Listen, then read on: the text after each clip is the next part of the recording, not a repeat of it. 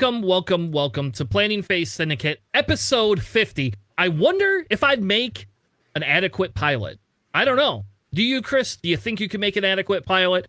Well, if Kyber Cup taught me anything this week, I sure as hell am not a very adequate pilot. But we'll get to that in a little bit. Tonight, we're going to be covering the new spoilers for AMG, talking a little bit about our anniversary podcast that comes up here in June, and we're going to be talking quite a bit about a scenario that JJ and I decided we wanted to break down for the second scenario in our series called Salvage Mission. If you missed the very first one, our last episode we covered Assault at the Satellite Array, and I actually had taken that video and edited the tutorial piece and the analysis piece out, and I've created a separate video under Academy 101. So if you are new or have friends or other players in your community that are newer and would like some sort of tutorial and discussion on specifically that scenario, go ahead and check it out. I'm actually going to probably take those and start putting those in our links field during every episode for the next couple of months. But we thought it was a good idea to kind of break some of these down. If you have not yet subscribed to the podcast or given us a like on Google Play or on Apple Play, which depending on which podcast catcher you use, if you haven't given us a like, please go give us a 5-star rating. Or I'll tell you what, you could give us a 4-star rating and then complain about why JJ should never fly B-Wings again, and then tell us you'll change it to 5 stars once JJ commits to never throwing a bomb again in his life. With that being said, let me bring my co-host in for the night.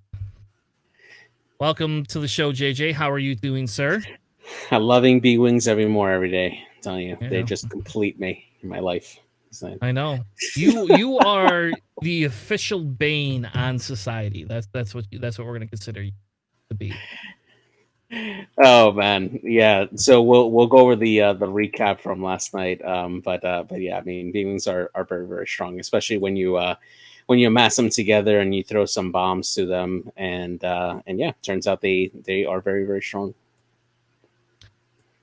With that being said, again, welcome to the show, JJ. Thank you for joining me tonight. I have made sure to unmute myself this time, so that way we don't do a fake intro again like we did a few minutes ago. We kind of went over our week. So you asked me, how is it going? What did we do in the last 24 hours? And I was explaining the food choices. We were talking about food for about 5 or 10 minutes there. So just as a recap, we had enchiladas tonight. My son came home. He had enchiladas with us. One of his favorite dishes growing up. And I actually got to make the enchilada sauce from scratch this time. Don't ask me to quote the names of the peppers because I can't. I have no idea what they call those peppers, but they're dried red pepper of sort. And maybe somebody else who knows that can explain it to us. Otherwise, it is what it is. They're amazing peppers, and I have enough to make birria tacos. So we're gonna make some beef birria or pork birria here. We can't do pork because Bob can't eat pork, so it's gonna be beef or chicken birria tacos as soon as Charles comes back to Michigan. Can they do fish? They can. I don't do fish though. So. Oh, okay. Fair. I that is the one food I'm not fond of is fish. Fair. Okay. I don't know why. I just know that me personally doesn't sit well with me. And sometimes it makes me a little nauseous. Oh, that sucks. Yeah. No bueno. So, but it could just be crazy Chris from my upbringing, and my mother hated fish with like a passion.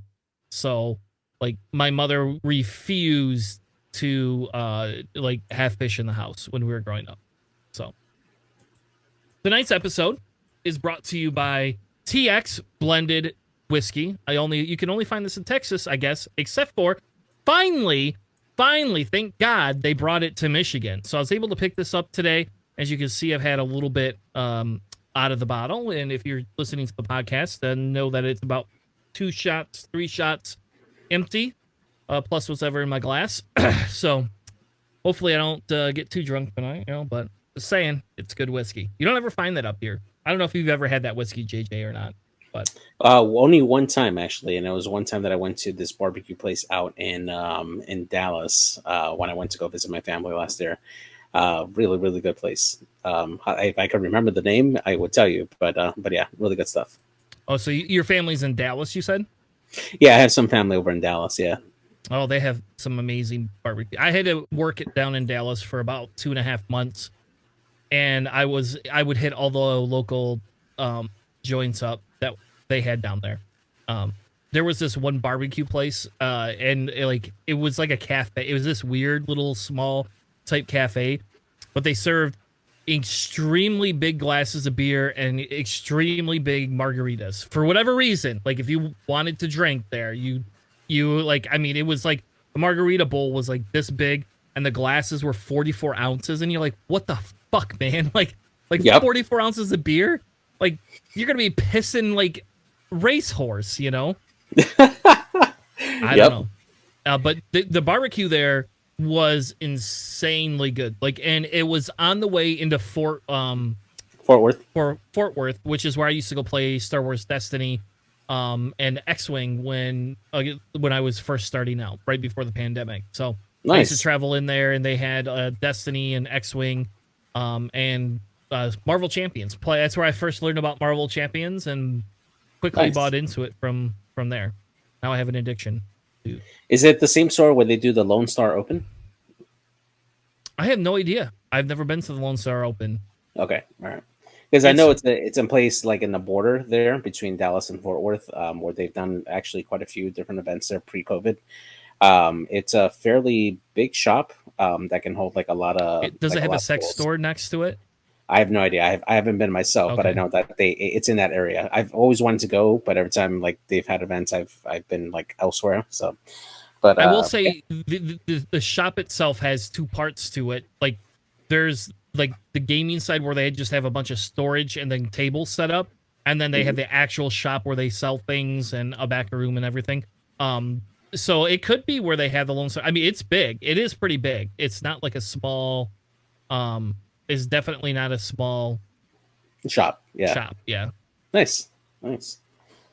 Well, speaking of new stuff, man, I'm excited for the new releases that they gave out for the World Class Starfighter. Man, let's take a look at them.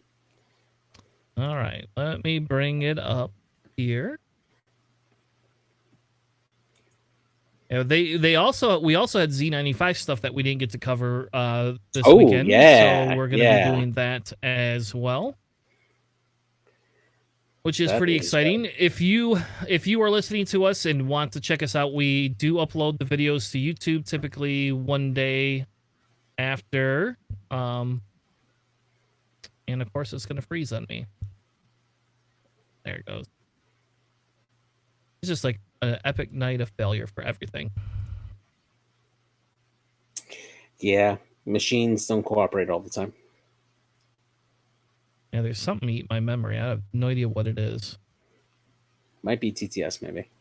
No, because I'm not posting it. Okay. Anyway, so go ahead and there we go. So now we got that to cancel. Now let's go back. There we go. Now we got that screen. Now I just got to find my Google Doc. Oh, I got to set it up. That's why. Because I'm super smart today, JJ. And I forgot I rebooted my Streamlabs.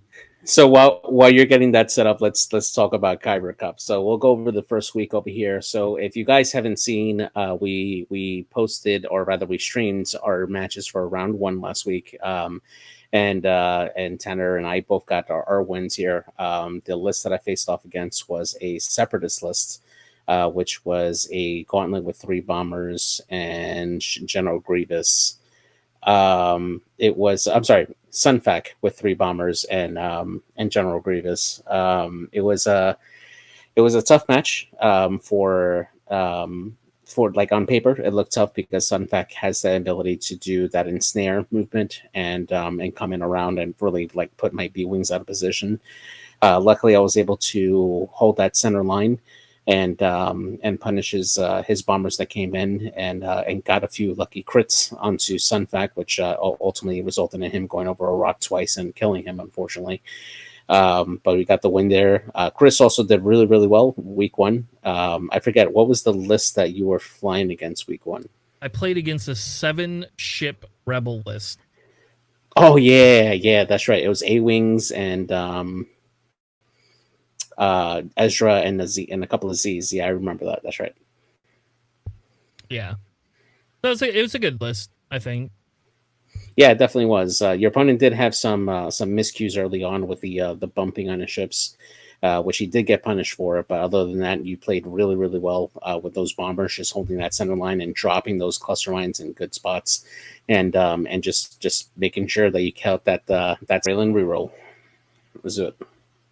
So we are excited to present some of the new spoilers that AMG has. The Z95 specifically have some interesting crew. So before we get into the new Rogue class spoilers, which don't worry, we will 100% get into, let's talk a little bit about our wonderful Z95. So the first pilot we have is called Killer. JJ, why don't you take over what Killer can do? Absolutely. So he's an Initiative 2 pilot here in the Z95. He reads, while you perform an attack, if the defender has 2 or fewer hull remaining, you may roll 1 additional attack die. If you do, gain 1 deplete token after rolling attack dice.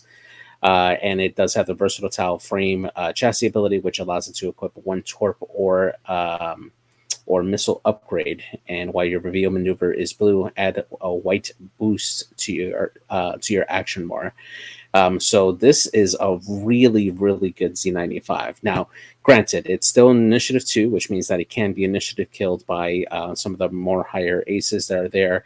And it only has 4 hull or 4 health total with 2 shields and 2 hull and 2 agility. But this can definitely do some work here. If this comes in costed at 3 points, this is going to see a lot of play in the Republic. What's really great about this is that the ability works on ordnance itself, because it says that while you perform an attack, then you can use that ability there. So if you equip this here, assuming that it has the loadout points to equip, like let's say an APT, or on the missile side, if you equip this with like concussion missiles or even cluster missiles, this can do a lot of great work, honestly. And what's great with this in cluster missiles is that initial cluster missile attack that you'll have that target lock on would be a 4 dice attack, and then the deplete would reduce the second attack down to 3 dice instead of 4, assuming that the second target that you're shooting also has the 2 hull there. Now, if you take a look at the ships that currently have 2 hull to start off with, because remember, this ability is only triggering off the amount of hull that the ship has, not the shields. It doesn't take that into consideration. You're taking a look at A-Wings that only have 2 hull. You can take a look at the droids, the Vulture droids that only have 2 hull as well. They have 3 hull. Oh yeah, you're right. Yeah, sorry, I'm thinking 3. Sorry, I'm thinking 2 agility. Sorry, my bad. You could take a look at the TIE Phantoms that only have 2 hull and 3 shields. Those are definitely something to consider when you're trying to take out those particular ships, and even any like future ships that may come out that have like a lower amount of hull and a greater amount of shields. This would be a really, really good thing to have. Or even if you have a wounded enemy that has that's down to like the last 2 hull, that this is a really good ship to finish off those particular like chassis. So yeah, really good. Yeah. Well, and I think the difference here is it's especially if it comes in at 3 points, it's a bait material, right? It's like, do you want to go kill Killer? That's dumb. I think that's a rap song from the 90s too. But do you want to go kill the Killer, right? Because at some point, if you leave it on the board long enough, it will do damage. I mean, hell, you can see the droids in the background that it looks like it's dropping bombs to get rid of these vultures, but I don't know. Yeah. Anyway, but the big thing with this one here is the fact that it does not proc except for natively against certain types of ships. Other than that, it does not proc that early, and it's kind of forcing you to get rid of it. And also, you have to take a deplete. So I actually like that, because then it forces you to do a blue maneuver your next turn, and it kind of says, "Hey, do you want this extra dice? Take a deplete." And then it stops it if for whatever reason you wanted a double attack. But I will tell you, this thing is going to be very predatory when you start pairing it with a lat. Yeah. What's the lat that takes away the tokens? Is it? It's not Hawk. It's I don't know. It's the one nobody plays. Yeah. But I think that lat will definitely be a really good piece to go here. The other thing I would run this with is Y wings. Y wings with concussion bombs. You get that concussion bomb off on a three hull ship. All of a sudden, they're taking 1 damage to the hull and a deplete a strain token if they decide not to flip that card, and that's going to be a prime target right there for killer. Yeah. So I like it. I think it's a pretty decent ship. It says right in the caption it's a dependable closer. So. Oh yeah. All right. The next one we have is Drift, and he is CT 1020. I don't know what that means. Maybe you do, but I do not. Drift is while a friendly ship at range 0 to 1 performs an attack, if you have exactly 1 non-lock red token or exactly 1 orange token, that ship may re-roll an attack die. On its face, I don't like it. But depending on what they do with loadout points and what you could take, this can come into play a little bit more. It can also come into play. I don't know. I'm trying to think of because if you could take Chopper, right? Chopper gets the stress. You're going to be choppering a couple of times. You're going to be jamming. Yes, Chopper is great on Ahsoka, but at the same time, if you could take an astromech and it allows you to take Chopper, then, you're going to have a couple of turns, at least at minimum, you have stress, right? Yeah. So I don't know what else it would cause you to do stress. I cannot imagine using that ship to barrel roll just to allow that re-roll, So assuming that this has a talent slot, number one, and it has the loadout points, I think what would be a really good staple onto the ship is Debris Gambit, because it adds a red evade a red evade action to the chassis, so you can have the ship go in a pretty good spot where it could support its other ships at 0 to 1. Take a red evade, and now it has a non-lock red token on the chassis with that token, and now it's providing the rerolls for itself and all the other friendlies around it. So depending on what they add onto the ship for loadout, this could be a really, really solid chassis to carry that particular upgrade. And you just make sure you got to keep your actually, it's a May ability, right? Oh no, the action is treated as wet instead. So yeah, as long as you're not flying near any obstacles, you can trigger that red evade and have those rerolls. Really good. Yep. So we'll see. I again, this is going to be a 3-point ship. I don't know. I don't really care. It's a 0 to 1 range.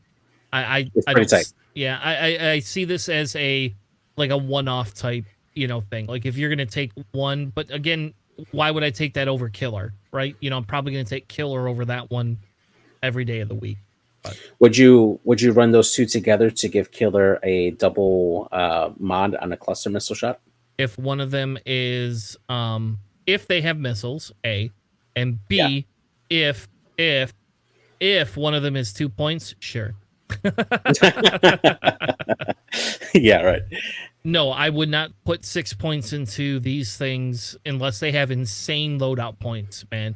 Because I can run a V-Wing for 3 points. And yeah, I will tell you, Killer for 3 points is probably worth the value. I could see Killer being 3 points and taking Killer over a V-Wing, but not both of them. I could take Wolf, I could take Click. Both of them give me immense value. Or Contrail at 2. Come on. All right, next one is Stub. JJ. So this one here is an Initiative 3 pilot here, also on the Z95. Its ability reads, while you defend, if the speed of your revealed maneuver is even, you roll 1 additional defense die. While you perform a primary attack, if the speed of your maneuver is odd, roll 1 additional attack die. This actually seems like a fun pilot. If I were to put up like a candidate for the next 2 point cost pilot for the Republic, this would be the ship I put on there because it doesn't need any loadouts whatsoever. It doesn't need any loadout points. It's an Initiative 3 pilot, and it can work on its own without being too overpowered because you're either going to go in offensively or defensively, depending what you're putting on your dial for this particular ship. I think this is a really solid ship. If it's 2 points, it's kind of a gamble if it's a 3-pointer, particularly because its ability to increase your attack dice is only on the primary shot, which means that you would be getting 3 dice at range, or 4 dice at range 1 with this ability if you get that off. But that's about it. It doesn't feel like it'll be something that that you would choose at 3 points over, let's say, Barris in the Delta 7. Yeah. Yeah, Barris is one off. I actually do kind of like this ship, though. Again, loadout points will be in favor of it, but I do genuinely think this is a good ship at 3 points, though. And I only say that because the ability will only proc. Well, the ability will proc every turn. It's just you're gonna have to play how you want it, and so the difference is it becomes a deterrent. So I actually prefer the defensive one, being able to roll 3 green dice every turn, a lot more than I cared about the rolling the extra attack dice. And I say that because that can be my ship that goes in and does my objectives. Right. And can you imagine if they make this with no loadout points and a 2-point ship? I would take this over Contrail, actually. I would actually take this ship over Contrail, or maybe in addition to Contrail. Nah, I think for some lists I would take this over Contrail because I can proc its ability to have 3 green dice, which I guess Contrail gets the 3 green dice and has a better dial, so I just talked myself out of taking this over Contrail. But maybe this should replace Contrail at 2 points. There you go. Yeah. What's nice about the dial for the Z95 is that it does have a 3 blue straight, so you can do a 3 blue and then get a white boost from that chassis. So that's a nice little thing, and you're getting that extra defense die since you're doing a 3. So it is something to consider. But again, I think I would be more comfortable flying this at a 2. With no loadout points and be happy with that. At 3, I'm going to be consider other chassis, barring, of course, a points change that shakes everything up. But still, a really solid chassis, I think. A really solid pilot for the chassis. Yeah, and I didn't even think about it because if you make this a 2... Oh, you know what? The versatile frame still works. All it does is tell you it adds the torpedoes and missile slots. It doesn't care. These things are going to be so undercosted when they come out. God damn it. We're going to see these everywhere. Now, they're coming in a 2-pack, right? Would you consider, so far with what we've seen with the pilots, would you consider buying 2 packs of the 2s or just be happy with just the 1? Just the 1. Yeah, same here. Honestly, just the 1. I do like the pilots, and I do like that it gives me another ship in Republic. And don't get me wrong, I own 5 V-Wings, so it's not incomprehensible for me to own 4 Z95s. But I'm more reserved unless they make a bunch of these 2-point ships. I'm going to be extremely reserved in wanting to buy a bunch of these. I think the 1-pack does. How about this? I know for a fact that because we know the release date for these, I already have 1 of each of the packs ordered, and with the caveat that they're going to order extra of the Rogue class for me, because I may be buying 2 more packs of that. We'll see. Yeah, exactly. All right, the next ship, Separatist, baby. I got me a pilot to match my my Grievous here. I'm super excited. Cad Bane officially back, officially in Separatist. So excited by this. I don't like the plane design at all. but on this card, I don't like the way the sun hits, but I love Cad Bane, and they gave him. I just to interrupt you. So I love the subtitle for him. Needs no introduction. Yep, it's fucking Cad Bane, baby.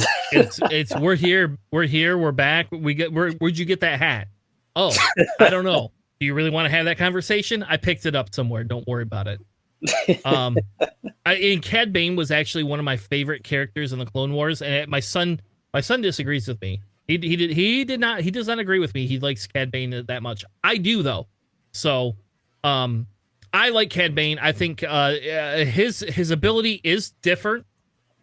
I'm not excited about his ability, especially in our new 2.5 meta, as much as I was about the Scum version.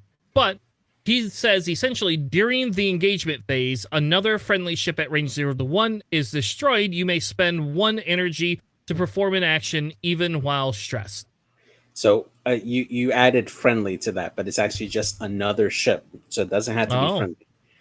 Yeah, that's really good. Okay, I thought it. All right.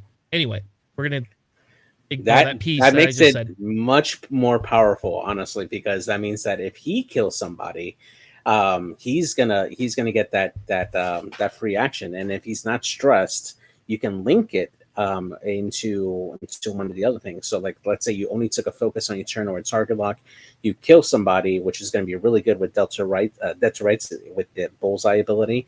You kill him, you now take an evade and then do a barrel roll to get out of somebody's arc, or a focus boost to get out of somebody's arc. And good luck trying to catch Cad Bane after that. So. Now, I have a question for you, and this kind of gets into a little bit of list building aspect here. So I believe Cad Bane cannot come in under 5 points. No, I think we talked about him being 4 to 5 in the Scum. I think in both chassis, I think he has to be a solid 5. And I would argue that because if you look at Grievous, his ability is a little bit better than Grievous's in the aspect of he can joust you, whereas Grievous doesn't like to joust you. Mm-hmm. Would you, okay, so if he's 5 points list building wise, would you put him and Grievous together? That's 10 points. Oh yeah. And then either take 2 drones and 2 bombers, or 5 drones or something like that, just to kind of pair him with. Yep. Yeah, 5 drones. Or actually, I might be comfortable with a mixed bag as well, because you can do 2 drones and a few of the bombardment drones as well, like you have with your list. I would be comfortable with that. With Cad Bane, I'm actually comfortable with him being up to 6 if he has the appropriate loadout points to go with it. Because remember, he's going to absolutely have the Xanadu Blood title, which is going to give him a crew and a bomb slot. And if he has, and I'm putting this mildly, 16 points, which is equivalent to like Braylon and the B-Wing, he's going to have a lot of options to add on for crew. It would be even better if he had more, like 20, because you get add on like Dooku plus something else. And he's going to be like ridiculous. He's going to be great. Yeah, I don't see it coming in at 6. I'll be honest, and not him. I don't see this as a 6 point. I see this as a 5 point chassis ship. That I just do. Yeah. In our 20 point overlord meta that we live in, I do not see him coming in at 6 points. For Initiative 4. Yeah, for Initiative 4, A and B, because Sunfac is in Initiative 6, and he is 6 points, right? Yes. Okay. I think he's 6 points. I'm not 100% sure, but I think he is. I'll take a look. But I don't think these things should have crew either, JJ. I don't want to see them with crew. Like, come on, you and I both know that's not going to be good. Well, I mean, it's probably going to be just him that's going to be able to equip the Xanadu Blood title. So he's probably going to be the only person who's going to have access to the crew slot and the bomb slot with the title. I mean, okay, think about it this way: you give him 20 or more points, put him at ice, or put him at 6 points. He takes Zam, and now I'm going to fucking just be like we don't take Dooku anymore because Dooku's 14 points. When Dooku was like 10, sure, that's a viable thing. I don't care about Dooku in this environment. I care about Zam. Zam's 11 points right now. So that's a good point. I didn't think of Zem. Um, I, I I would consider not running Zam in favor for another crew. I don't know who yet, but only if because again, if I'm trying to proc this ability, right, and trying to make sure that I kill a ship so that way I can arc dodge, that means that I'm taking away the opportunity to trigger Zam, right? So in that case, I think that conflict of me trying to kill then arc dodge is going to work against me. I mean, yeah, sure, I'll probably get that initial target lock off of Zam, but for the rest of the game, I'm going to be cagey with Cad Bane to try to like outmaneuver people and do that. And I think I would put more points towards that versus carrying a Zam crew because I don't want to brawl with the ship, especially if it only has 2 agility. Um, and I would much rather like have something that would boost my defense or help me outmaneuver people in that aspect, so that way I can get that more often over Zam. That's me though. That's how I would fly this particular chassis. Yeah, I would do the Zam because it forces your opponent to either shoot at you or not shoot at you. It's and I mean, well, even if we go back to our Kyber Cup game, it didn't matter that I had Zam because my stupid freaking gauntlet couldn't roll fire to save his life. But if you think about it, though, how many times did I proc that card that basically said, "Oh, I'm in your arc. You didn't shoot at me. Oh, now I get 2 charges." And, "Oh, you didn't shoot at me again. Oh, now I'm going to shoot you." You know, like I got that off almost every time against you. If Zam had been hot, if my gauntlet had been hot, if I had pre-Vizsla, how about this? If I had pre-Vizsla, I would have killed a B-Wing, guaranteed. Because I've been rolling 5 dice twice throughout that game. But I was able to trigger Zam every turn but opening turn. So That's true. That's fair. actually, I triggered it opening turn because you came in and zoomed in with your stupid B-Wing. So I triggered Zam every turn but one. It just wasn't the opening one. So I disagree with you. And again, it's a play style. It depends on who I'm running with Cad Bane. But if I'm running 5 drones and Cad and Grievous, which I'll tell you right now, that's probably the first thing that I'm going to put on the table, because that's 7 ships. I'll tell you right now, I will if I could fit Zam, I'm going to do that. So we should probably actually go over the card that you've been talking about called Xanadu Blood, because we hadn't even gone over that yet. But here it is, folks. It adds crew and bond slots, which who cares about the bond slot? Not going to invest points into it unless I have leftover points. And the most interesting thing about this is you get a red cloak. So it's like fucking it's like the Sith infiltrator title. Yeah. Like it's like, all right, I could go cloak. So you can, okay, for the argument you were trying to make earlier, JJ, right? Not having Zam, you can make an argument to not run Zam and run a more defensive Cad Bane, which I don't like, but you can do that. And you can use that cloak function quite a bit, right? And I think that's where I think once we know what some of the upgrades are, if there's any other really good upgrades, and we know what his dial's going to be. I mean, because if his dial is like Grievous, you'll never cloak, ever.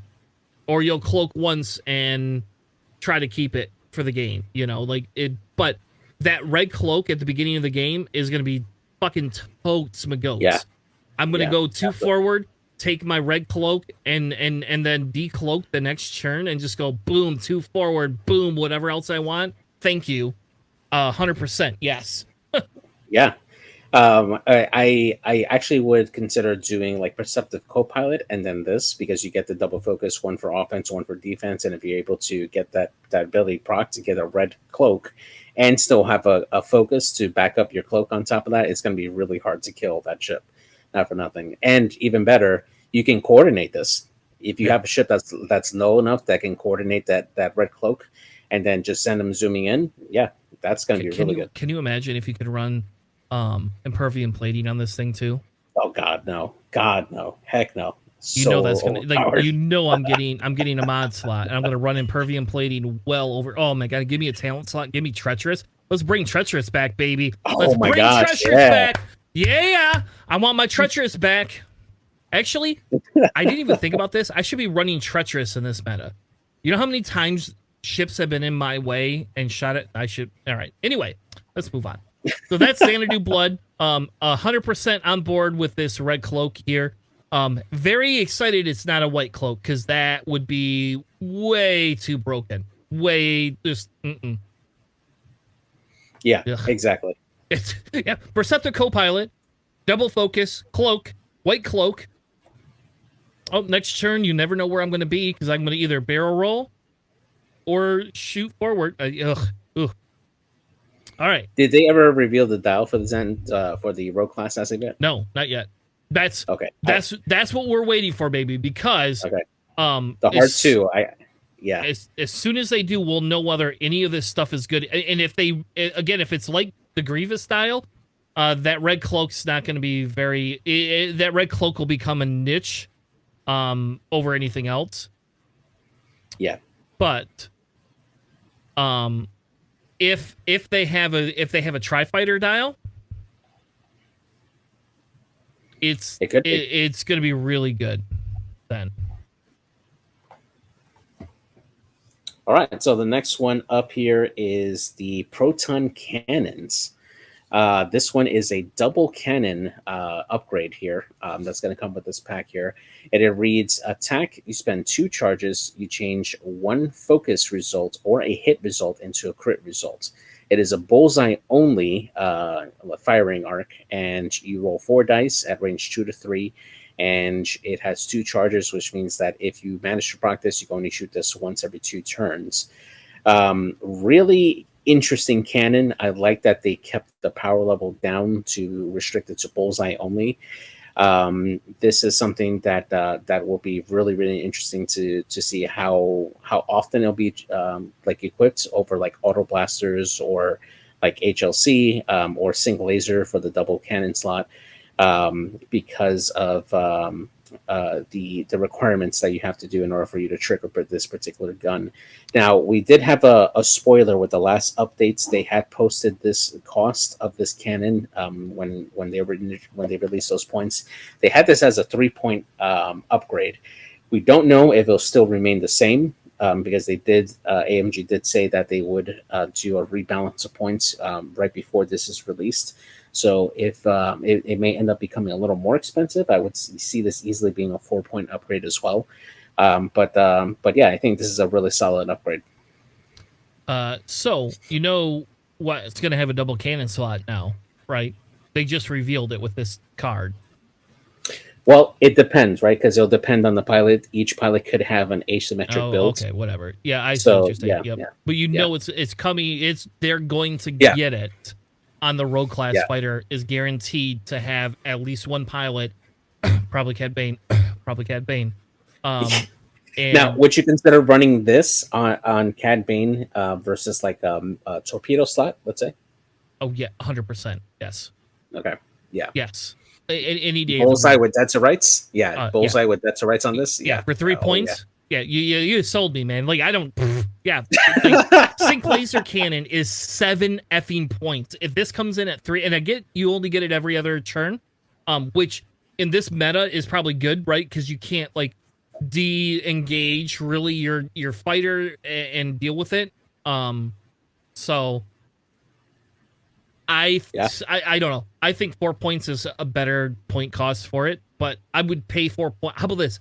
I will pay 4 points and put this on Cad Bane with Dead to Rights, 100%.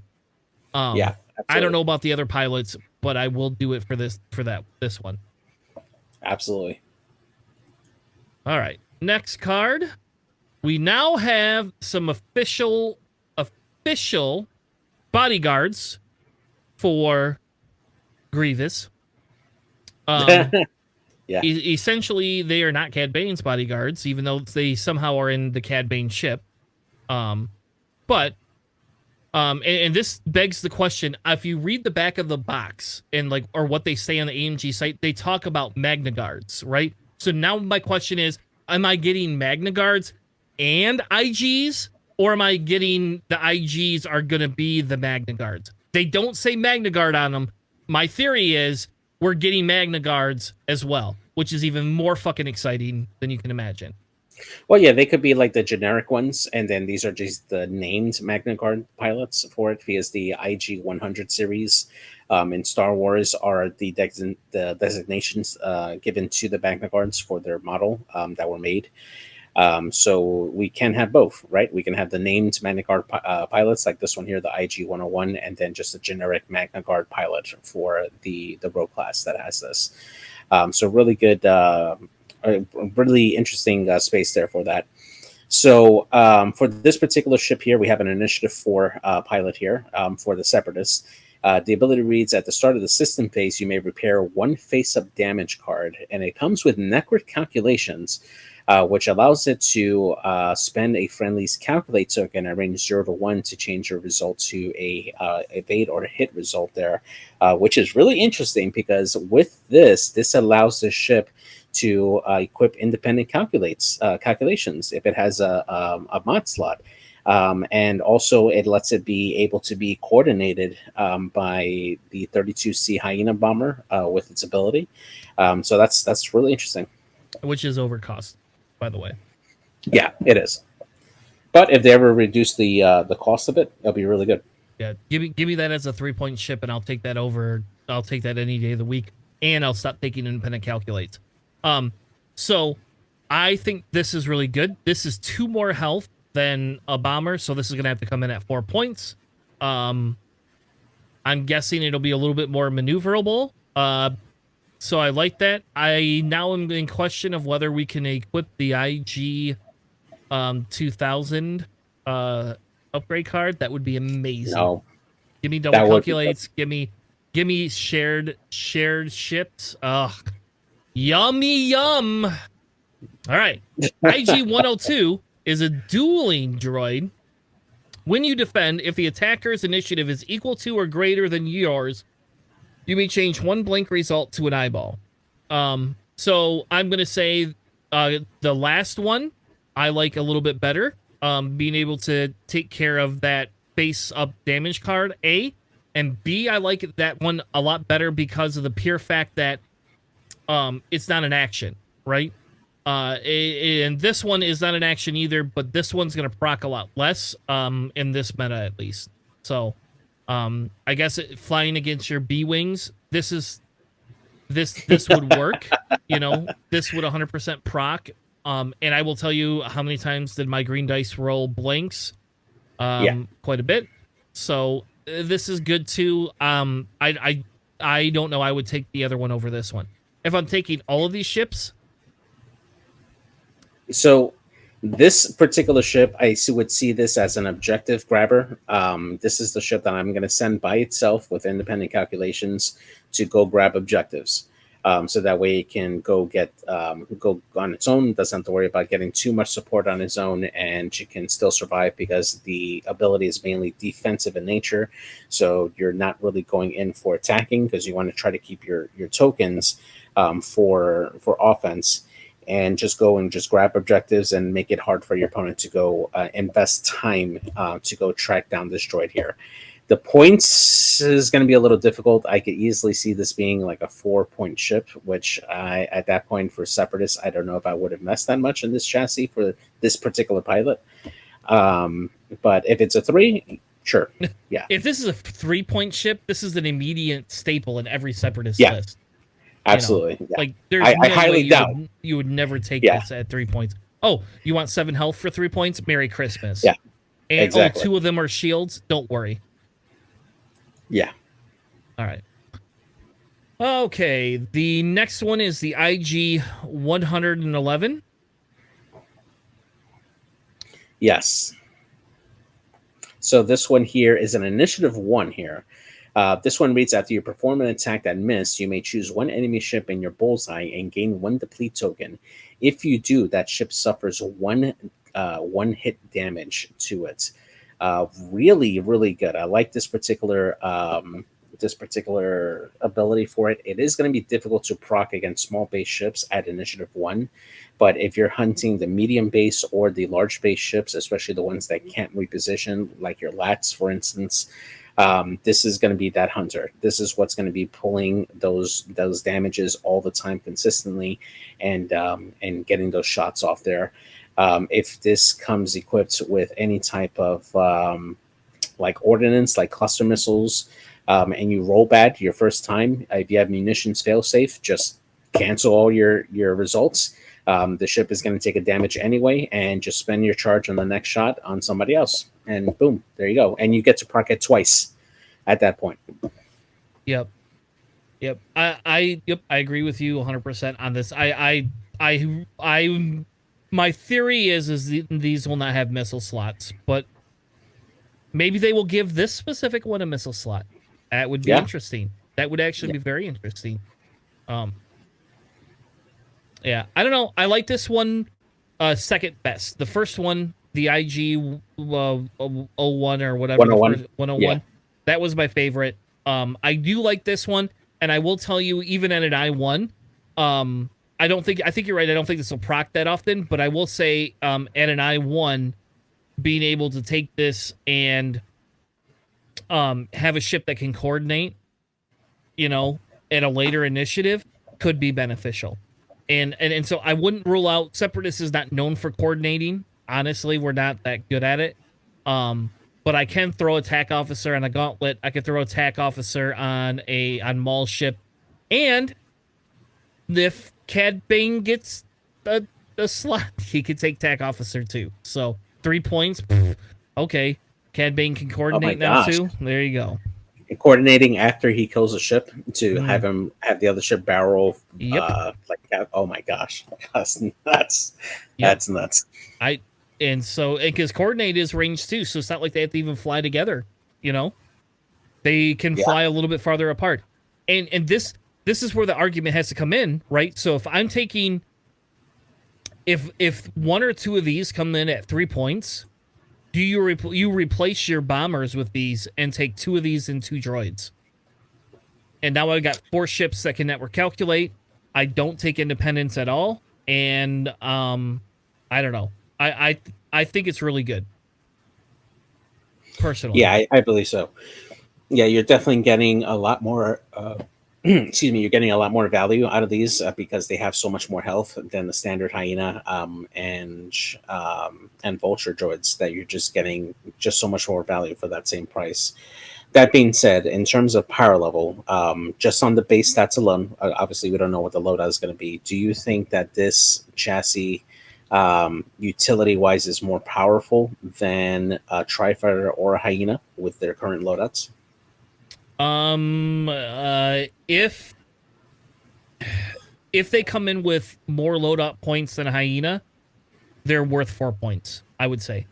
Okay. And I think these hands down are better than a Tri-Fighter, because the Tri-Fighters aren't high initiative ships that can reposition, do all these crazy things. And that's my problem with Tri-Fighters, is they're 4 to 5 points and they pop. They have the same hull as a 2-point drone, right? Or a 3-point Hyena bomber has 2 more hull than them. Yes, they're more maneuverable. Yes, they have linked actions. But again, I could take Jedi. Jedi are gonna outmaneuver them. Bye Tri-Fighters. B-wings. Boom. They're gonna not outmaneuver them, but they're gonna outclass them in health, and then they're gonna kill them with their double attacks. X-wings. X-wings can now have 7 to 8 health, no questions asked, all the time. You're not gonna kill one with a Tri-Fighter, and you're not gonna outmaneuver an X-wing. An X-wing's just gonna pop you. So, I feel these are ranked better. I hope Tri-Fighters come down to 3 points. I'm sad because I actually sold off a couple Tri-Fighters because I was pissed at the points value, because I own 5 of them, in fairness. So I probably don't need 5. I ran 5 for a while in 2.0. I'll be honest. But with 2.5, Tri-Fighters would be better if they were cheaper. Give me a 3-point Tri-Fighters. I will run them. 4 and 5 points. It's too much of an investment, to be honest with you. I don't know. I feel it's too much of an investment. Absolutely. Anyway, with that being said, I think what we're going to do is we're going to move into our Academy 101 segment.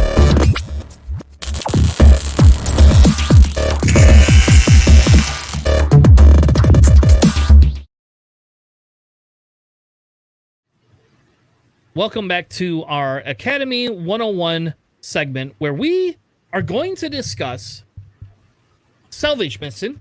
Mythin? I don't know how to talk tonight, I guess. Mythin? We're going to talk about the Mytharoo, however you say that. Mythosaur. It's definitely not a Mythosaur. Thrawn was not a Mythosaur, thank you. Tonight, what we're going to do is we're going to cover Salvage Mission. And what we're going to do is we're going to look to talk about win conditions for the scenario. We're going to talk about what type of lists that we feel work best for this scenario. We're going to be talking about when do we got to pivot from these win conditions. And we're also going to be talking about an example of opening and engagement tactics that we feel is good. Tonight's mission is going to be the Salvage Mission. Yeah? Salvage Mission. Yeah. Let's do it. All right. Do you know what I think we should do before we bring up TTS, which I already did? Why don't we bring up the Google Chrome, if we can do that? If the computer doesn't want to be a pooper again. And we're going to bring up Salvage Mission, the actual scenario. And we're going to talk through it. And yes, I skipped chance engagement 100% on purpose. All right, so Salvage Mission essentially talks about how you get 5 supply crates, and you're going to have 5 objectives. Every objective gets its own little supply crate. You're going to come and try to take that supply crate from the objective point, hold that supply crate, and score 1 victory point every turn that you get to hold that supply crate. Now, the caveat here, right, is the pure fact that when you take your supply crate, you can no longer do advanced maneuvers at all. And there's only 1 ship, I think, in the game that can jettison that supply crate. So everybody else is stuck with it until it gets taken off the board, as the ship was destroyed. Or if somebody else rolls a crit that hits you, you then have to drop your crate somewhere on the board. When you drop your crate, it's going to be within range 1, specifically of wherever you are, and your opponent gets to place it. So when JJ's B-Wings decide to throw stupid proton bombs, and the proton bombs hit you, which they almost always do, that crit makes you drop that crate, and then JJ goes, I'm going to put it behind you so you can't pick it up next turn. Genius maneuver, my friend. Genius maneuver. Not that you have a good list, because in my opinion, it's a trash list, but it is a good maneuver to be able to throw bombs at 5 foot, which B-Wings I don't think ever actually did in the movies. So I don't even remember B-Wings with bombs, to be honest with you. Anyway, we're going too far into my anti-trajectory simulator rhetoric here. Going back to the mission. So anyway, so you get a crate. That's how you score your points. You run around with a crate. You can not pass your crate to anybody else. It's yours, baby, until you drop it. Yes. So going in specifically into the specific scenario action that's available to you for this particular scenario here, whenever your ship is at range 0 to 1 of one of the crates that's on the board, that are placed on the board, you can take as your first action, the tow action, which allows you to take or remove the crate that's on the board within range of your ship that you're doing that perform action with, and that ship essentially takes that crate and you place it onto your ship or your card on your table there, and your ship essentially becomes encumbered. Now, going back to what you're talking about not being able to perform advanced maneuvers, per the rules reference guide for X-Wing advanced maneuvers are Talon rolls, which are the slanted, or sorry, the hard turn U-turns that some ships can do. Sector's loops are also advanced maneuvers, which are the slanted banked turnaround maneuvers. Kyogre turns or K turns, those are the straight turnaround maneuvers. You can do those as well. And then full stops, meaning staying still. That is an advanced maneuver as well. You can perform those, as well as the backwards actions, so that some ships can do. That's also considered an advanced maneuver. So when you're selecting or when you're planning which ship you want to take that action or that crate for, you have to really consider the dial of that particular ship, as it'll have a really hard time turning around to stay engaged. If that is your plan of action for your maneuvers going forward in that particular match, and it's going to be having a hard time just choosing those maneuvers from that point on. Yeah. So if your ship, for example, if you're a defender, you can no longer perform K-turns, even though they're white. It does not matter. You cannot do it. Now, you can still get your free evade by going to 3-speed. You just can't do a K-turn and keep your crate and do it. Now, like I said, the one caveat, and I think there's only one ship that allows you to jettison that, and that is a special condition that the HMP has, because if you do a maneuver and flip your card to the other side for your repulsor lifts, you are forced to execute a side slip maneuver your next turn. At that point, you have to jettison your cargo. That is, to my knowledge, at this current time, the only exception to being able to dumping your cargo. Am I incorrect in that, JJ? Well, the other thing that you can do with your ship as well, and this is a strategy that you can employ in this particular scenario as well, is that at the end of the ship's activation, your ship may choose to jettison the supply cache. So let's say that your ship already has the supply cache. You decide to do, let's say, a 4 straight. You take a focus, and then at the end of that activation phase, after you perform the action, at that point, your ship can now choose to jettison the supply cache at range 1 of the ship that was in.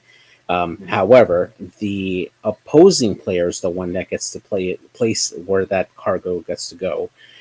So that is something you have to consider. It's something that's not generally seen, because you're giving that choice to your opponent instead of yourself, and your opponent can choose tactically where to deploy that particular cache that you're choosing to jettison, and it could work against you.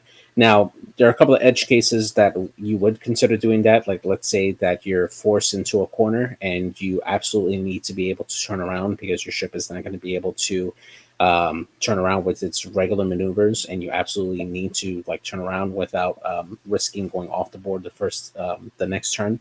At that point, you may consider jettisoning your supply cache just so you don't lose your ship. But that's like some of the edge cases that you might consider jettisoning your cache. Yeah, I think that's going to be a little bit more of a rare occurrence. Yeah, I do think you're right. I do think that, yeah, technically speaking, and I think that that's a tactic that we have not seen employed at all.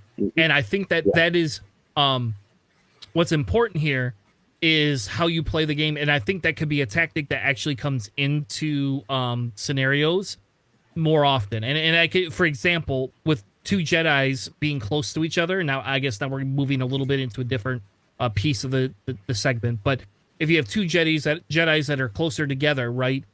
And one of them, next turn wants to perform an advanced maneuver, or just doesn't want that stupid crate because they know they're going to get shot.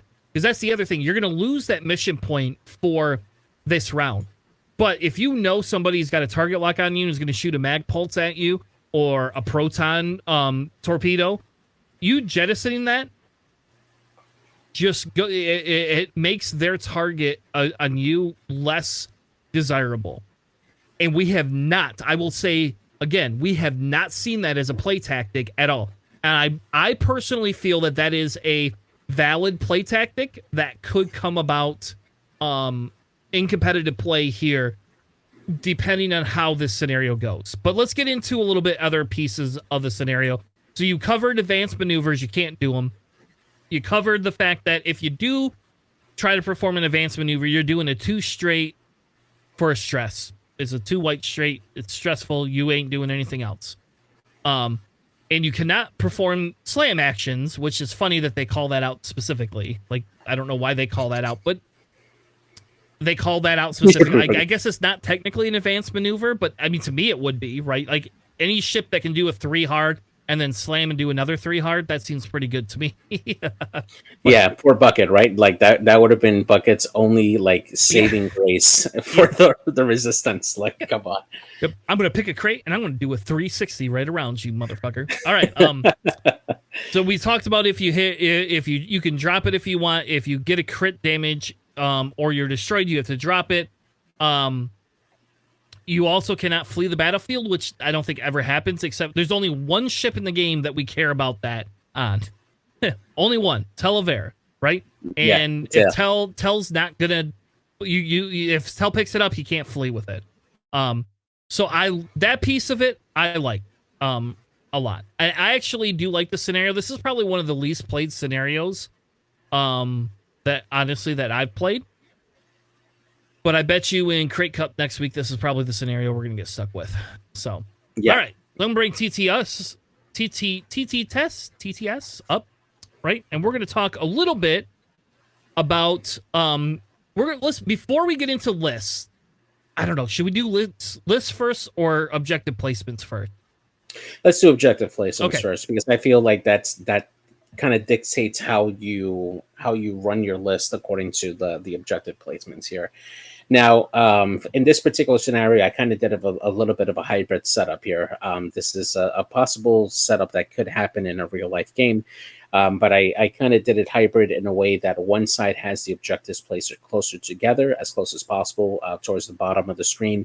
You see that these the center and the 2 objectives closest to the gas cloud are within range 2 to the center objectives, and then the ones towards the top of the screen are more farther away, pushing that edge of that range 3 barrier from each other.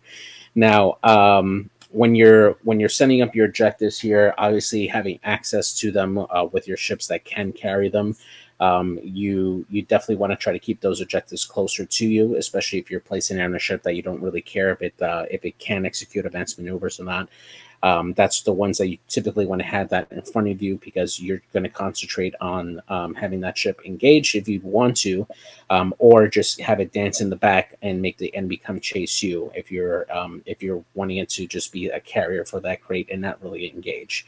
If you're trying to lure enemies to come collect those crates in the center and create a kill box for anybody that might come and challenge it, keeping those crates together and closing off the avenues for that ship to get away is a really good tactic. For instance, the one towards the edge of the map, if they're trying to go in there, they have to contend with trying to either go through the center if they're coming from the outside and possibly getting shot from the ships that are coming up the middle, or they have to come in from the middle and then work their way out to the outside, which is pretty open space for the other opponent to come in and punish that ship that just grabbed that objective over there. And that's where obstacle placement is key as well. This is where, if you're wanting to deny your opponent a clear lane to go get that objective, placing rocks in their path to make it difficult for them to pick up those objectives is really key. But at the same time, making sure that you leave yourself an opportunity to grab that crate and have some type of cover to prevent your ship from, or at least giving an advantage defensively to your ship. Once it picks up that crate, if it ends up getting shot at from the enemy, having that objective as a buffer there really helps out your ship defensively there. Yep. So with this specific style of object placement, we're going to talk about objectives first. If you are first player, obviously placing your piece as close to your edge of the board is the most viable, because that's where you're going to place either your fastest ship, right, to take it, or your 2-point ship. So if you're Republic, it's just the freaking Contrail. And Contrail is going to carry that stupid crate all the time, because who's going to go after a 2-point ship? But I will tell you, foreshadowing, if you are playing against somebody with a Contrail and they do that, that's a ship you really want to actually take out. You want to get it to drop that stupid crate, because it's a 2-point ship that's going to carry a crate for 3, 4, 5 turns, and that thing is not going to die as easy as you think it is. So, but we'll get to the list piece here in a minute. I just want to make a point. If you're first player, you being able to put yours on your side is extremely effective. I would say when you're playing against somebody else, and again, this depending on what type of list they have is where you place your second. The objective you have to place on their side. If, like JJ says, you have a list where you want to create a kill box, you put it closer to the center, and I would put it in this center right here, which is in the middle of the board, right? That's where I would put their second objective, which you don't see happen very often when we watch these stream games. But that's where I would be putting that second objective, because what it does is then they have one here, and they have one here, and then one here. They're not going to place a lot of ships along this side of the board, and the ones that they do is going to be ships that they're going to come down to try to kill you with. That's it. So you know which ones are going to be picking up objectives. So when you place your ships to begin with, you can now focus on coming into here to try to murder them. Now, if they have a very fast list, right, where we're talking like stupid Jedi, for example, and not B-Wings, because B-Wings are not fast, in fairness to the one disadvantage that B-Wings have, which is their only disadvantage they have. A Jedi, you would want to place your opponent's second objective as close to the center as possible. I would actually argue that I would not place it right here, and I would place it closer to this edge, because it forces them to come to the side of that side of the board. And I would even go closer to that edge, because what it does is then it's going to force them to come up here, take it, and then either cut back this way to run away from you. And at that point, even if they put obstacles over here, they're going to either have to litter 2 obstacles in this corner to get you to go around it, but you're going to be able to come get them. So placing it as close to center as you can get, because you can be within 4, and then putting it all the way to the side. Even if they have a fast ship, you want to do that, in my opinion. You want to do that because it's going to, where it forces them to make that engagement, you know where they're going to be. When they have to come here, they're going to only have 3, or actually 2 options, because they can't, well, they'll have 3 options, but they're not going to be able to 4K. They're not going to be able to turn around. They're either going to go back towards the bottom of their board edge or towards the center. They're going to head to the slight right towards yours, or they're going to try to fly past you. And then if you got bombs, so like if I have my bombers, my separatist bombers there, or if I have my first order bombers, come at me. I dare you to fly past me. Bring it on. And I will not drop the bombs out my front with my bombers. I will drop them out the back, 100%. So that's again, your list style will, what you fly will depend on what where you want to place it. But I have found when I'm first player, being able to place their objective as close to the edge board and as close to the middle of the board as possible, a bigger advantage in being able to predict what they're going to do. Personally. Absolutely. Yeah, absolutely. I definitely agree there. The other part to this now, to add to another layer of strategizing here, is recognizing what your list is really good at here. And that is taking a look at your at like what kind of ship chassis you have, in terms of like what kind of speeds that they can move at, how fast they can go, what kind of attacks that they can perform depending on the abilities that they have, and what kind of loadouts they have, and kind of make your best decision there based on what kind of list you have there. If you have a list that has large spaceships, they tend to have a little bit of a harder time in this particular scenario, because the majority of large spaceships do tend to have lower agility. You're looking at maybe anywhere between 0 to 2 agility, which if you're facing off against a 3-die ship, once they come into range, especially at range 1, 4 red dice against a 2 or 1 agility ship, you have a greater chance of suffering a crit damage, which would cause you to eject your cargo off, and that becomes a disadvantage to you at that point for it. So just keeping that in mind, you want to make sure you make your ship priority, depending on what you want to do for your list to adjust for it. If you have a lot of large base ships that are really good at attacks, then what you can do is use it as use those objectives as opportunity to lure your opponent into a trap. In this particular format, let's say that we have Kanan Jarrus here trying to grab this particular objective here, and he manages to grab it, and he is now facing this way here. The opponent can focus his forces to come in here towards the center to try to cut off Kanan's escape and come in here to try to either make him lose his cargo or at least try to put in some damage to possibly set him up to fall within the next turn or two here. In this case here, this is the opportunity for the rest of the ships to start coming in on the flank and to start help setting up those support shots here, because you know that the opposing player is going to take the opportunity to start coming in and try to take those range one shots onto Kanan if he's carrying this objective here. And now your other ships have pretty much uncontested shots on the attacking players there that are going to try to take out the ship that currently has that cargo. And why would an opposing player go after that particular ship? And it's for the reason that for as long as this particular ship has that cargo token, they are always going to score that objective point in the end, and it's going to be easier for that ship to maintain that lead if they're kept alive and able to get away. So your opponent, while trying to get cargo, they're also going to want to try to take out that ship. And if your list is a lot more offensive minded, making sure that you can set those traps for your opponents is very key to not only denying your opponent their own points for grabbing objectives, but taking out ships, which will give you points a lot faster in this particular scenario. And that's one of the ways you can strategize if you have like a list that has large bases but are really good at attacking. Yep. And so before we get too far down the road of list building, I want to stick in the vein of obstacle placement, right? So we talked a little bit about this objective placement. Now your obstacles have to be placed closer to what where you can force that opponent to be, right? Mm-hmm.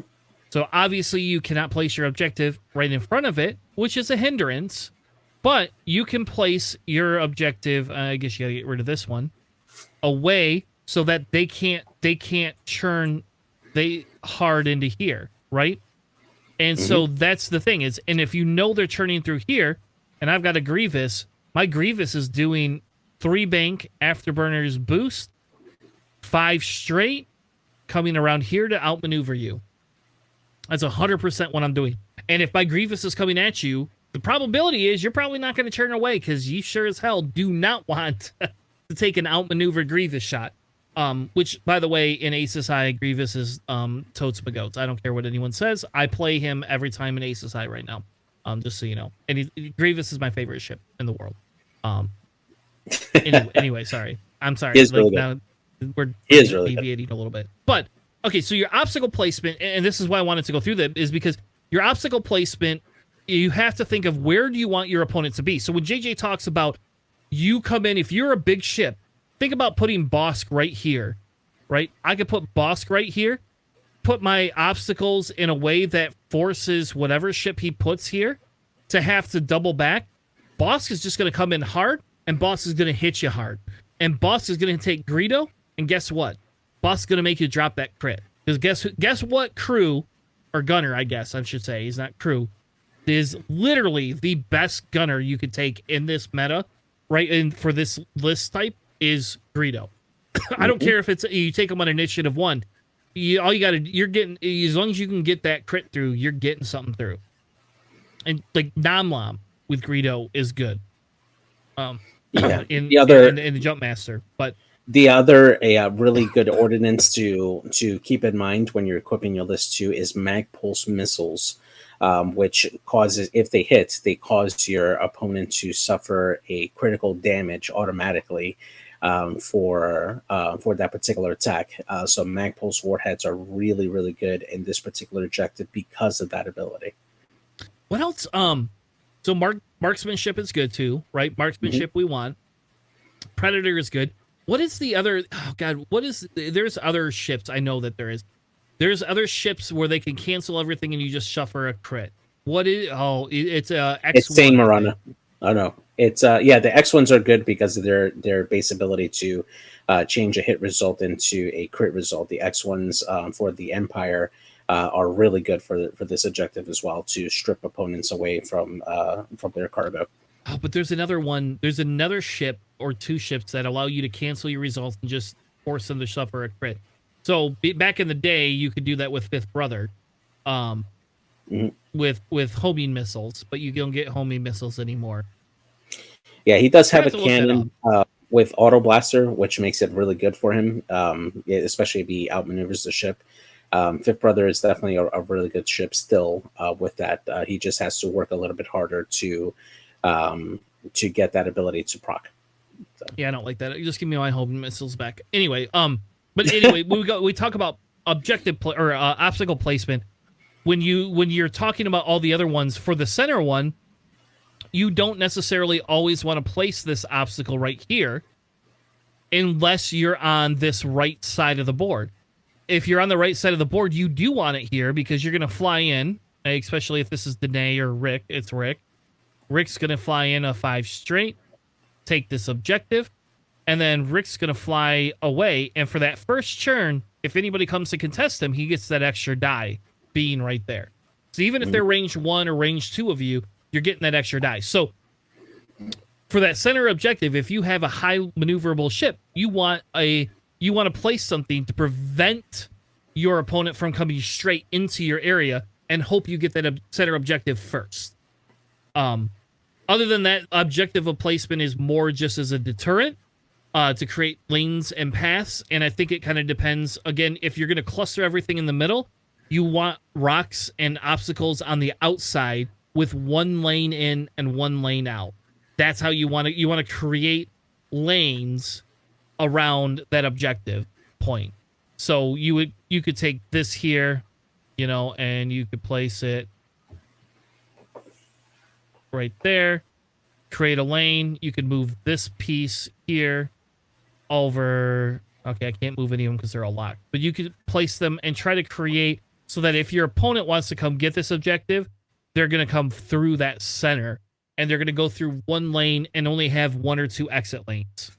And then that way you can put your bigger ships on each side of the board to say, nah, I'm going to come try to kill you first. Yep. So something similar to this is what you're thinking of, right? Yep. Except for, there you go. Something like that. Yeah. Something similar to it where it forces them to do it. And then putting that, then that's when you would move this objective here on the left, and you would move that a little bit closer, right? Not too close, but close enough. There you go. Because one ship can only have 1 crate. That's the one thing we forgot to mention. You cannot pick up multiple crates. You can only own 1 of them. Which seems weird, right? Because I think it should scale based on the size of the ship, but that's just my opinion. That's subjective bullshit right now.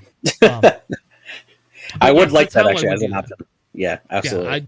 Yeah, and I think once we get through this and we get our points update, and we get through that, I think we're going to look at creating scenarios, and it'll be something that we run. And I don't know if anybody's done this yet or not, but like I think it would be fun to create user scenarios that can be ran on the stream, with similar to this, but a little bit different, right? And we can start playing around with different options. But yeah, that's a future. I'm tangenting a little bit farther out of the realm. So we've talked about obstacle placement. We've talked about strategies and theories for opening engagement, where you want to put your objectives. Now let's talk lists. Because I think your archetype is going to really depend here. So last week, right? Yeah, last episode we talked about the specific archetype of having a, what do we call it? We call it like a middle initiative. I can't remember what we called it. I should have listened to the episode before we did it. But it was like a mixed archetype that was kind of a mixed bag list that is 1 bigger heavy hitting ship, couple of maneuverable ships, some expendable ships, and like some sort of a support ship. We said that was, for that scenario at Soul of the Satellite, was the best one. And I will say, when I played JJ in Kyber Cup, JJ's list fits that middle piece a little bit. with the way he has a coordinator with AP5. He has a independent ship with Ezra, because Ezra has Leia and a Force token and takes an evade or an action every turn to take an objective. Ezra's always got a soft mod. Ezra's hard to kill. Very hard to kill. And, so that style of list worked very well. In this scenario, any archetype list that has soft mods, and this is going to kind of break your mold, but any list that has soft mods is a list that will have an advantage in this scenario. And so the first thing that comes to mind, right, is Force tokens. Any list that has a lot of Force is going to be very good at this scenario. Very good. Yeah, absolutely. And think of Barriss, right? Barriss is 3 points. Barriss comes in, can take an objective, has instinctive aim, can still shoot a missile if she wants, or has a Force token for defense or offensive mod. Period. It's there. Somebody like Mace, who gets 3 Force tokens, Mace is going to fly around and be like, I'll take an objective all day long. They're also very speedy ships. So what I would say with this scenario, in my opinion, the premium list is being able to have soft mods and very fast maneuverable ships. And this is going to outclass, in my opinion, even heavy hitter lists. Because if you can't pop one of those ships, and for example, and I'll pick on the Jedis because they are Fang Fighters are another one that do, in my opinion, very well in this list at keeping the crates. But they don't do very well at taking the farther away crates and then not dying, right? Because if you shoot a Fang at range 2 and 3, that Fang Fighter is not going to be happy at all. But I feel very fast ships work very well in this meta because those ships aren't going to be cornered very easy, and they're going to be able to run and maneuver completely far away from it. And think of your ships like your Adas, who have pre-barrel rolls, your sensitive controls that are on your interceptors. They're gonna do their maneuvers. Oh, and A-wings, A-wings can do their maneuver, their boost or whatever ahead of time, so that A-wing can boost away, do their maneuver, and then barrel roll out of the way. And that none of those are advanced maneuvers, and an A-wing never has to turn around ever. Yeah, I think one of the definite advantages to here is lower initiative ships too, because unlike the other objectives which require you to, like, let's say for like scramble the transmission, which allows you have to take an action to like claim that objective, and it stays static in that area. Here, the first person to come claim that objective gets that objective. So if you have a lower initiative ship, you have a greater chance to reach that point and snag that objective and then run away at a later turn before your higher initiative ships can come in and get a chance to snag that objective. And if you're good at being speedy, if you have a fast ship that can get away reliably, you're either going to force that higher initiative ship to turn around and try to chase you and try to get you to drop that cargo, or they're going to ignore you, in which that case, every turn after that they decide to ignore you, that ship is going to be scoring points for your side all the time. So that is a dilemma that you could force your opponent to do with a lower initiative ship, specifically like the A-wings that you just mentioned, Chris. Like they have a really good advantage in this particular style of a scenario. Yep. And so I think that's a sweet spot for the list, right? And I think it's high agility, high maneuverability list. And I will say, yes, I agree with you. Having that lower initiative is a huge advantage. So if you, and again, so Contrail does not fit that bill, right? We talked about Contrail a little bit earlier, but Contrail does very well at this objective here on the bottom left, right corner, or left. Why did I say bottom left, right? That's silly. The bottom left corner here for the red player in this left-sided corner, because Contrail, we know nobody's going to come get it. Contrail can take that and then run away. And Contrail can do his shenanigans. Contrail never, ever has to take a target lock if it doesn't want to. He never has to be offensive. So anything that supports defensive ships that are low agility or high agility and low initiative is very good. And again, those A-Wings are super insanely good at this, because that A-Wing, even if you have an I-3 and they have an I-3, that A-Wing being able to do that boost ahead of time is just so imperative to that. So that's where I feel that's the best list archetype that we have here that work. Whereas, like I said, last time when we talked about Assault in the Satellite Ray, where you have to be around the satellites, those high maneuverability and high agility but low health ships don't do very well, because you know where they have to be if they want to score those objective points. You know that. I think the second archetype that does very well at this is your medium and large base lists that have high offensive output and the high offensive output and the ability to erase something before it can kill you. Right? So something, even like a Wedge. Wedge is still a 2 agility. Wedge is very good at this because Wedge has a opportunity to erase you, or have one of his friends erase you before you can shoot at him to get rid of that crate. Yeah, especially ships that can carry torpedoes. The very good torpedoes like proton torpedoes or advanced proton torpedoes, which allow you to modify one of your results into a crit. Getting shot by one of those ordnance early on can put you in trouble because of that potential to drop the crate from the crit results going through. Those ships have a greater onus in trying to hunt down the cargo carriers with those ordnance and denying you points rather than them going to grab the objectives themselves. So if you do see that across the board, that is a very likely strategy that your opponent could be using for this particular scenario to try to go after your ships rather than go after the objectives themselves.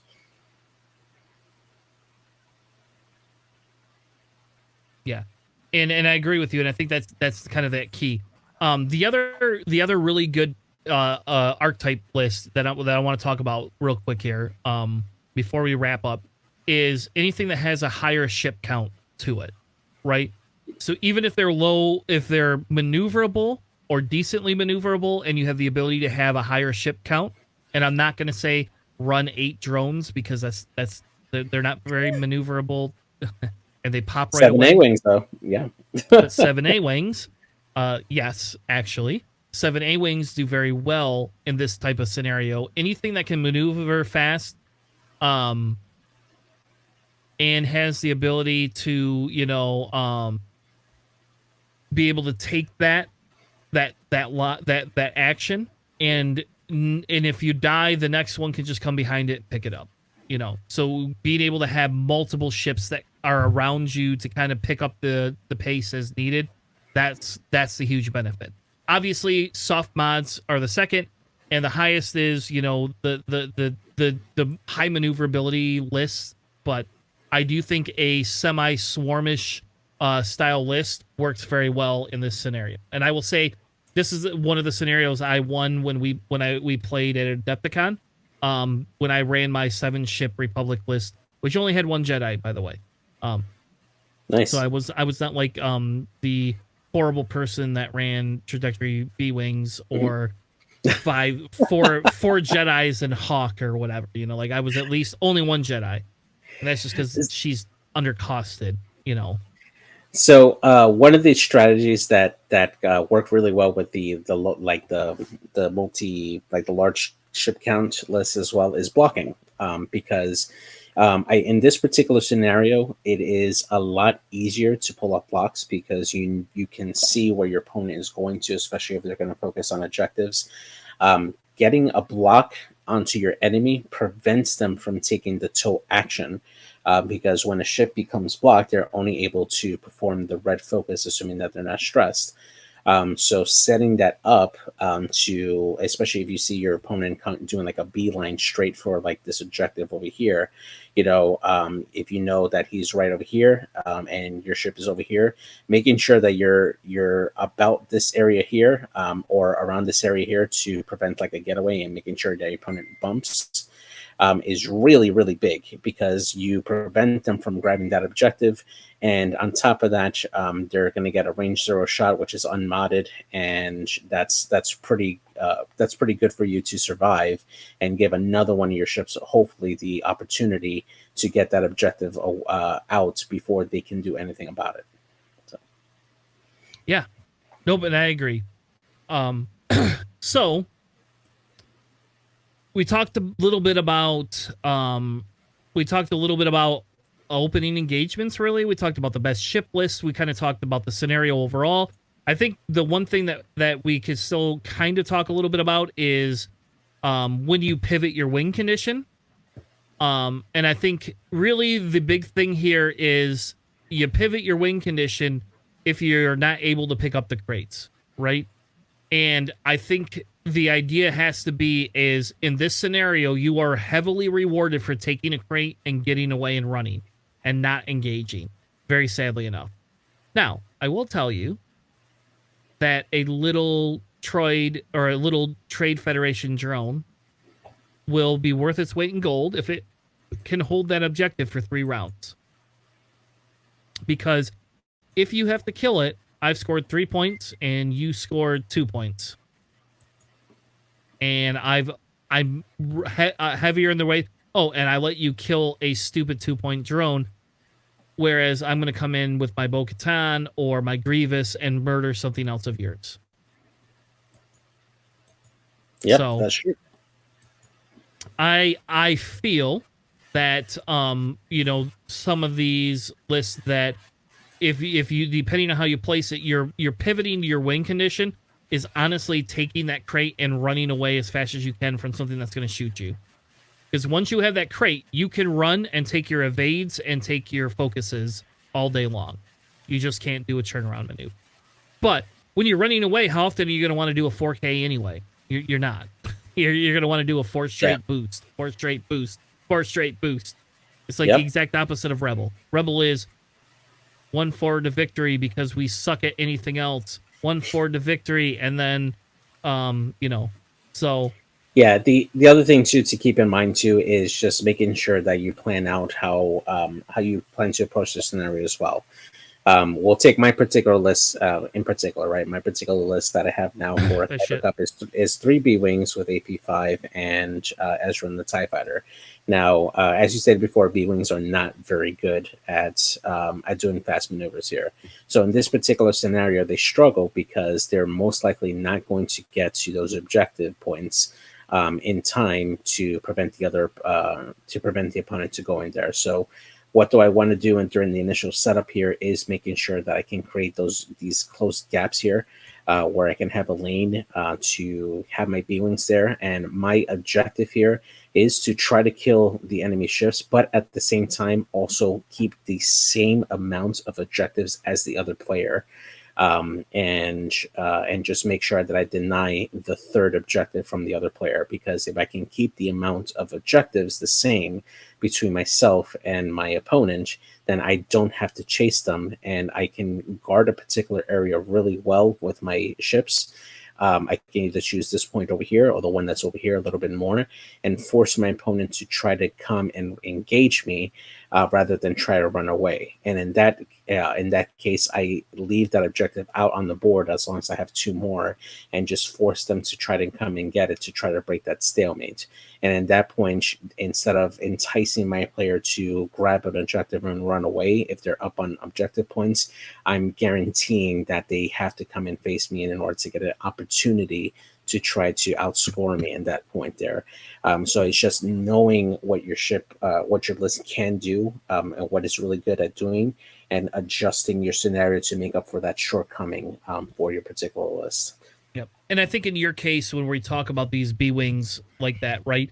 Like, you don't have to take your 2 objectives unless you know it's safe to take them round 1. Like, if your opponent places them closer to the middle here. You don't have to take it. Because you could go one forward and take it next round, right?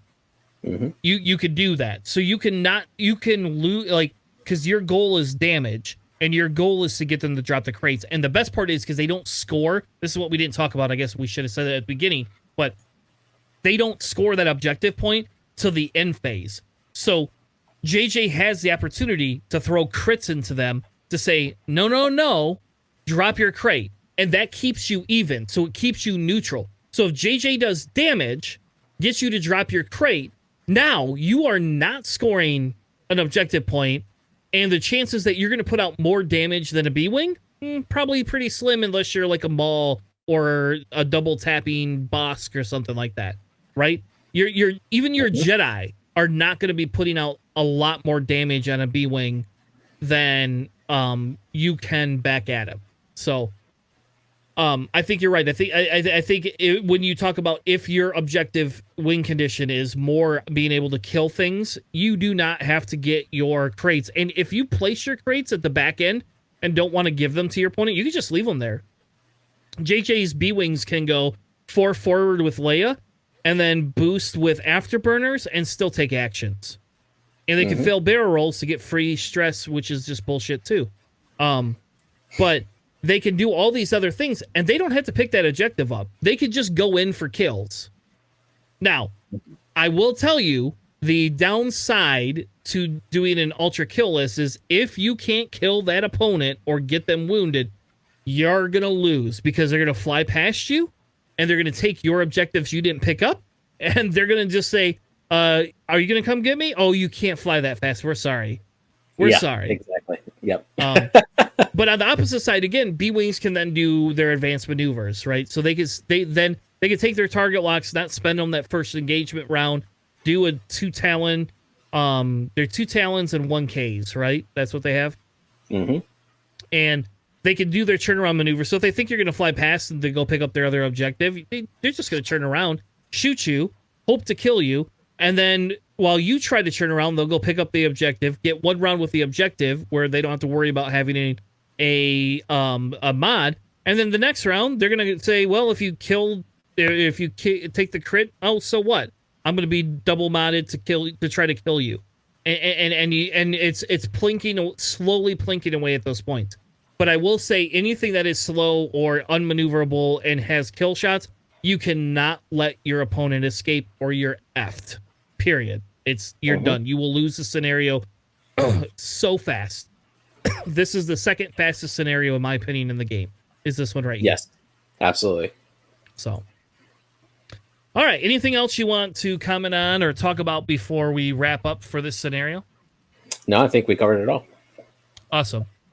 So this is our Academy 101 series where we decided we wanted to talk a little bit about the new scenarios, the benefits, what the win conditions are, ship archetypes that work really well.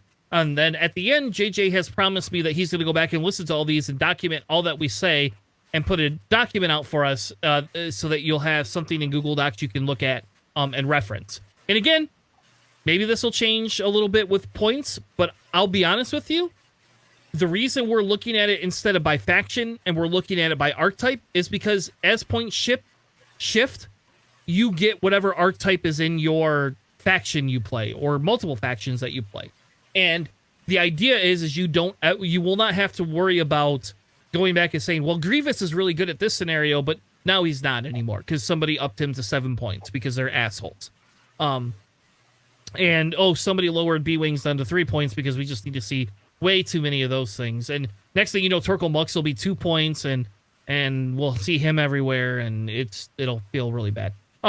Anyway, with that being said, quick shout out for Kyber Cup tomorrow, Thursday. If you are watching this on Thursday, we do have a Kyber Cup at 3:45 in the afternoon that I'll be streaming for a guy that's in our local group that I wanted to stream his game because I really like him and I really think he's a good player and I like to see him play on stream. And other than that, we will be back Sunday night, 9 p.m. Eastern, and we'll be covering probably no more new spoilers, so we will be focusing on the next scenario, which I believe is Scramble the Transmissions. Yes. Yep, that's right. Yep. Scramble the Transmissions will be next, and yeah, so that's what we're going to cover next. So thank you all for joining us. If you haven't subscribed to us yet, make sure you subscribe to us on YouTube or in your favorite podcast catcher.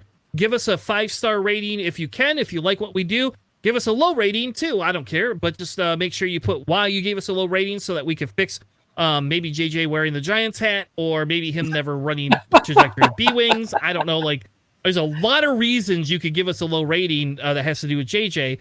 And being a trash player and playing trash lists, but give us that rating and let us know what you think with it. So thank you all so much for joining us. We'll be back again next week, 9 p.m. Eastern on Sunday. Thank you all. Have a good night. See you guys.